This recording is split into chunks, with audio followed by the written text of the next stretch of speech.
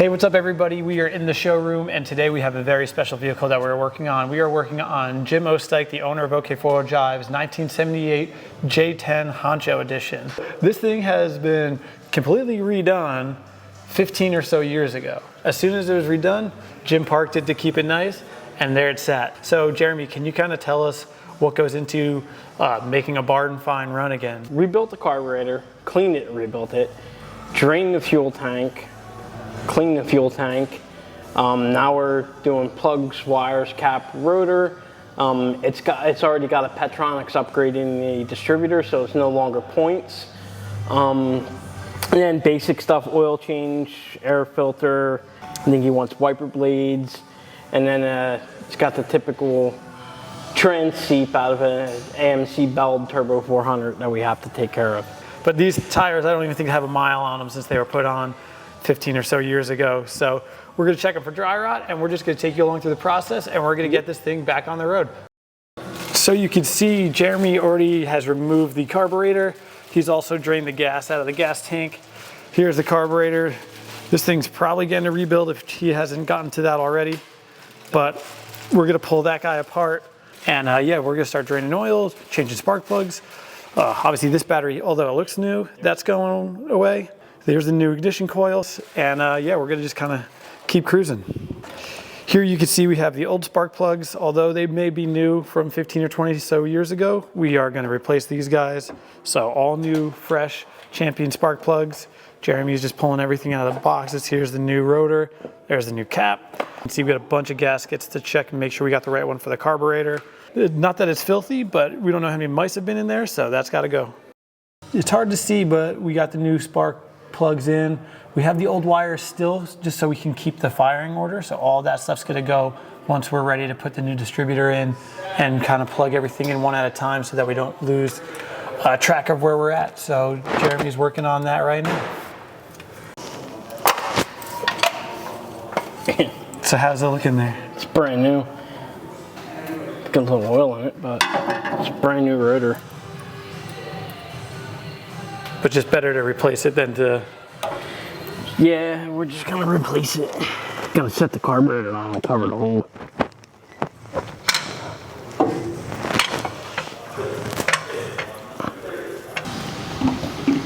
So distributor cap and wires out, and we're gonna start putting in the fresh stuff. That's the Petronics in place of the points. There's no dwell or gap adjustment on this now. It's all electronic like an HEI. Yeah, you won't even see this one. The coil's coming out. There's probably nothing wrong with it, but it's just sat dormant for so long. Is it gonna work?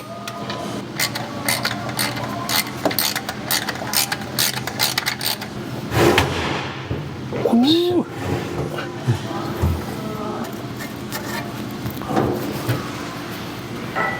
Yeah, so how's it look? Looks like it does the day it went in 17 years ago. Instead of having a stud with an eyelet, you just slide that on there and clip it.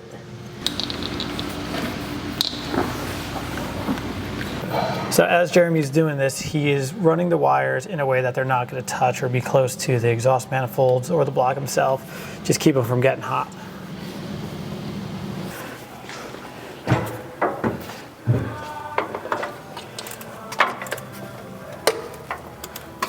Pretty much tune-up's done. Plugs, wires, cap, rotor, coil, ignition. The only problem we'll have ignition-wise now is if the spark box for the ignition does not fire. Which is this guy, but we're gonna hope that that's okay, right? Yes.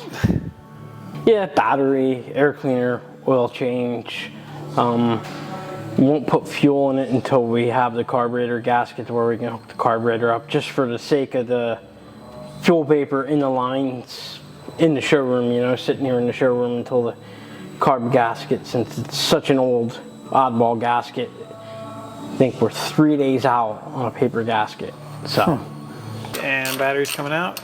We'll see if we have any friends living underneath it. That's just what I was thinking. And then get the new one in here. I might not put the new one in. I might keep it out of the way for right now, but.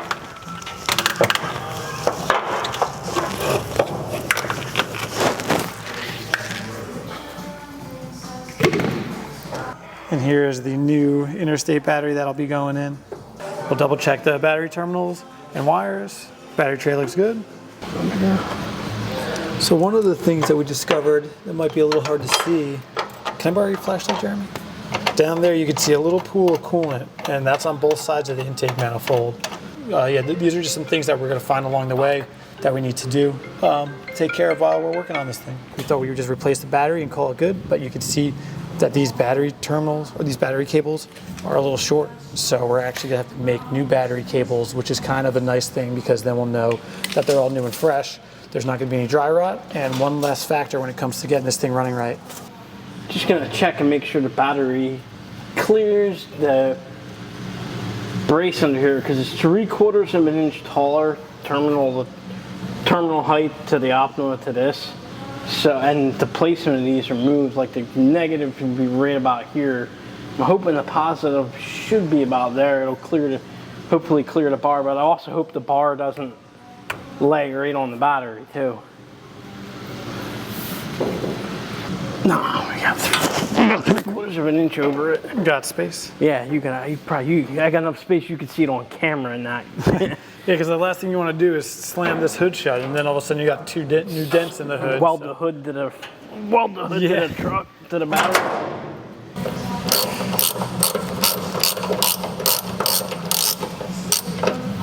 So we'll just put it on here where it went. There's the positive out of the way. I mean, it doesn't have to be a big cable because it's just a body ground, but I'll just see which way I want to route it.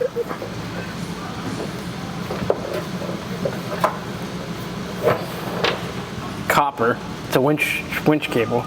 So then we're just gonna add, like I said, we probably could go 10 gauge wire on this, but just to make it look the same, we'll go with a heavier gauge. Positive one will work out perfect. Sweet. Yeah, so then what we're saying is we're going to take the body ground and that's going to go to one of these bolts, so then we can separate those two wires.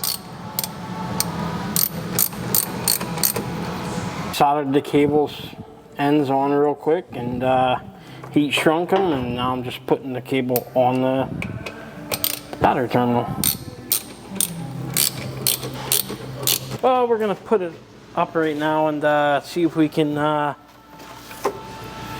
find any trans leaks.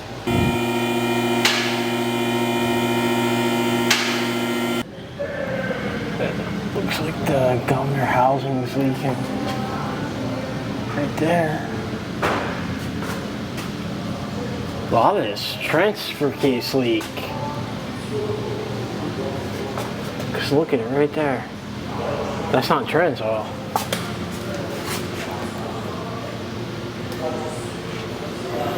It's oil out of the board for winter transfer case. So we got a bad transfer case leak? Oh, I think it's just from sitting for years.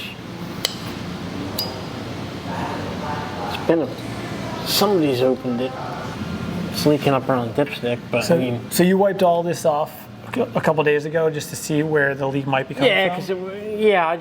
I wiped the cross member off here and stuff, and the transmission. It looks like the leak is coming from the adapter to the transmission and transfer case.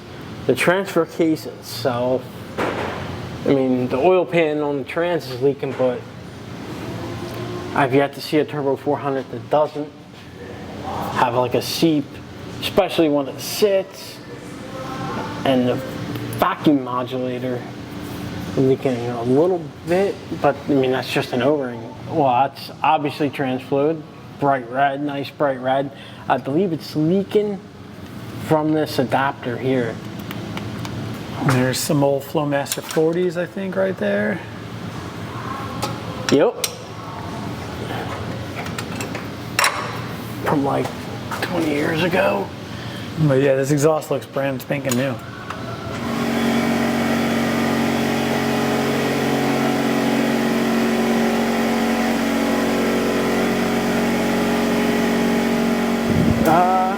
well. We got the carburetor rebuilt, air cleaner on, bright carb gaskets, tune-up done, carburetor plugs, wires, coil.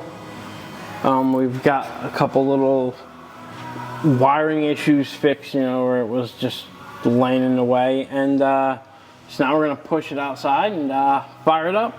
Hip, hip. Yep. Yep. All right, slow it down. It might leak out of the cap or the breather. Next is to see if it fires, because we went over everything 4 or 5 times.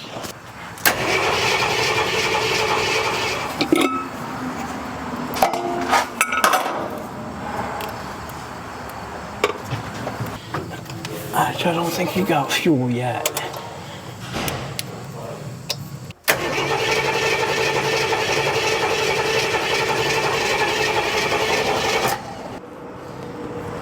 Either try to prime it outside the truck, or it's just got a bad fuel pump. Which one is the fuel to the pump? Which is going to be that one there. And I can crack it here and see if it does. See if there's any fuel. If there's fuel coming to it, then we're good to go. Then we know it's a pump. We're gonna pull vacuum on the fuel line and see if we can, maybe if we got an issue with just fuel not getting up to the fuel pump, or if we have an actual issue with the fuel pump itself. So are you gonna put the vacuum pump right onto that rubber hose? Yep, and try to pull from the tank.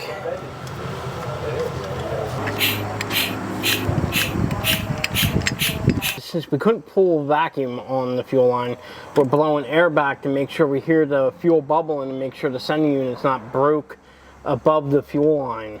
Jeremy's gonna hit the trigger on the air compressor. I'm gonna go back here to the gas cap and see if I don't hear any bubbling. Yep. Well, did you hear air or bubbles? Bubbles and air. All right, then that means that it's good. It's underneath the fuel. So does that the sending unit's underneath the fuel, so that means that at least it's in, and it should be. So maybe the fuel pump is not pulling enough. So we just need to get enough vacuum. Yeah. And maybe this will pull. This is smaller than a fuel pump, so see, it comes up.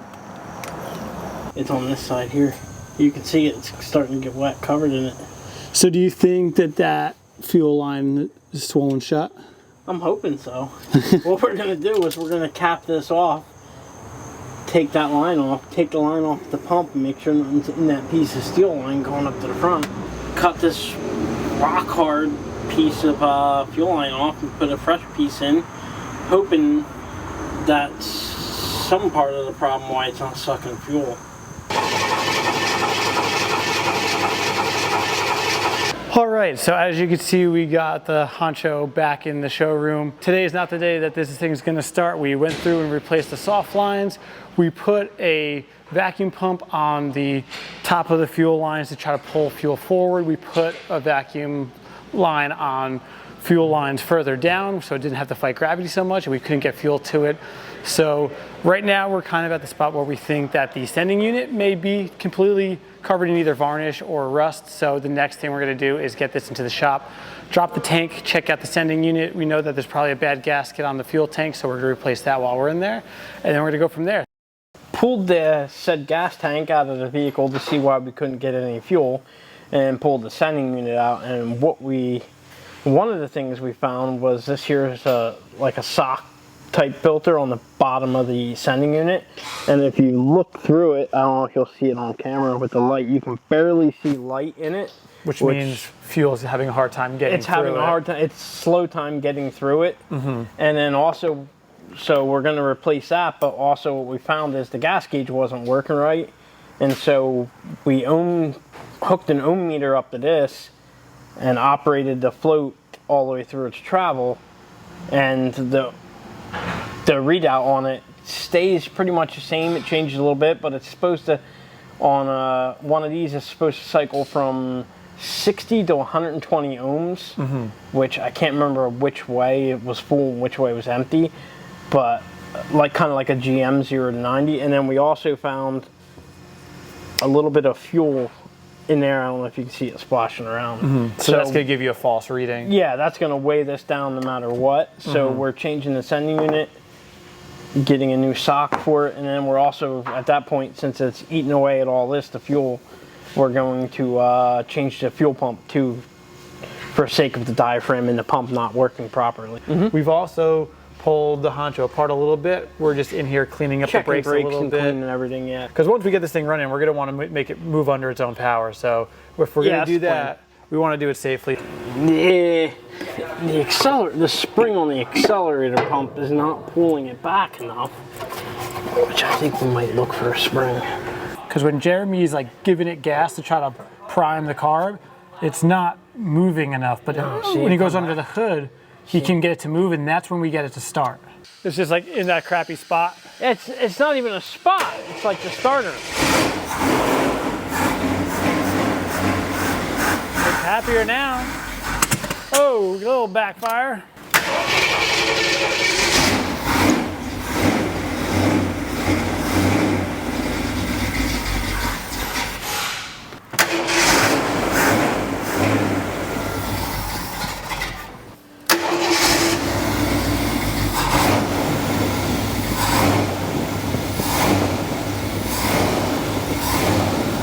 It's staying up higher now.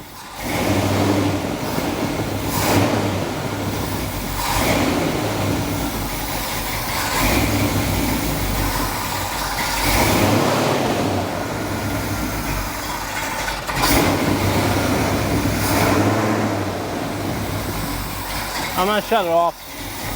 Oh wait, it's running. All right.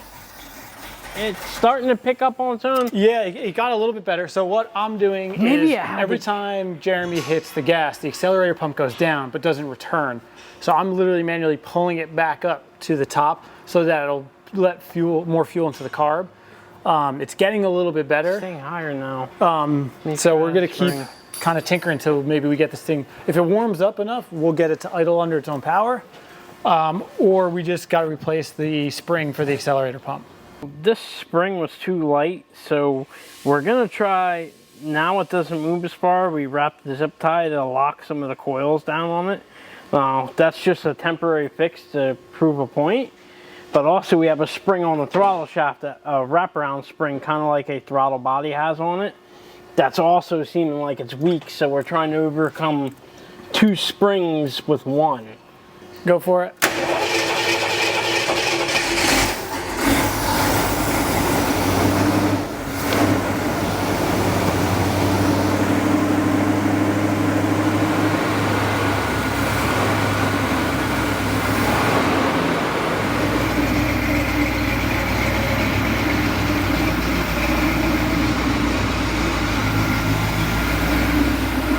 Happy with it?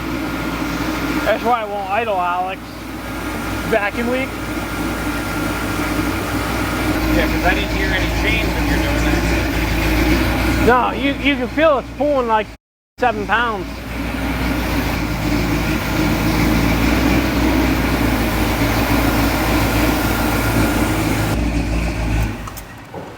It just needs a new spring on the accelerator pump, and that's it. There's obviously some work we still have to do on the carburetor, but we got to a point where we actually start it, get it to run under its own power. We let it warm up a little bit. We didn't let it warm up entirely, but from what we could see so far, we don't see any leaks jumping out at us. So it's just gonna take a little bit more.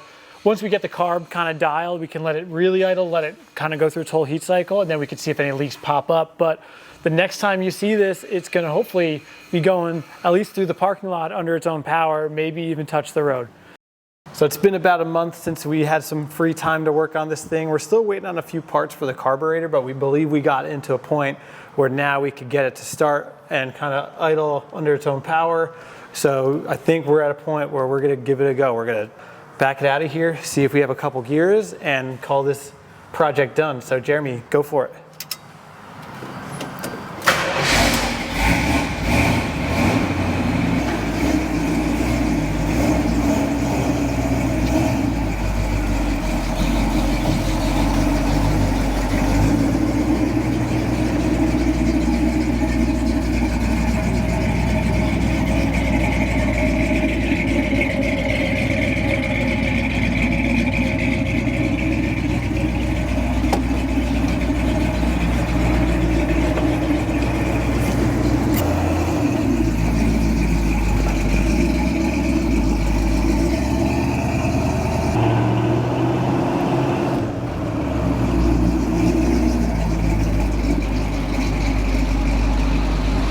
All right, so it seems to be working pretty good. So I'm gonna hop in with Jeremy and we're gonna drive this around the parking lot. How's it feel? Like a 40-year-old truck. Sounds good. All right, so I can see now. how did it go overall? It went pretty good. We still need a return spring on the carburetor for the accelerator pump, but other than that, it went pretty good. It runs smooth, idles, it shifts. Brakes need a little bit of work, but other than that, everything went good. So there you have it, our very own barn find. This truck has been in Jim's ownership for over 20 years and it's been sitting in a barn just outside of where you're looking right now on this camera. We went through the motions of getting it started. Jeremy, what do you think? It should start. I mean, it was put. When it was put there. When I parked it, it ran. It was one of those situations. Body work was done. The engine was rebuilt. Everything was done on it. Sat for almost 20 years. Getting fuel up to the motor, new lines, checking brake lines and things just to make sure it's safe to drive. Carburetors, tune-ups, everything. Yeah, your typical barn find rescue, getting it from not running to running. So if you like this video, make sure you give it a thumbs up. If you have a story similar to this one, leave it down in the comments. Don't forget to subscribe, and we'll see you on the next one.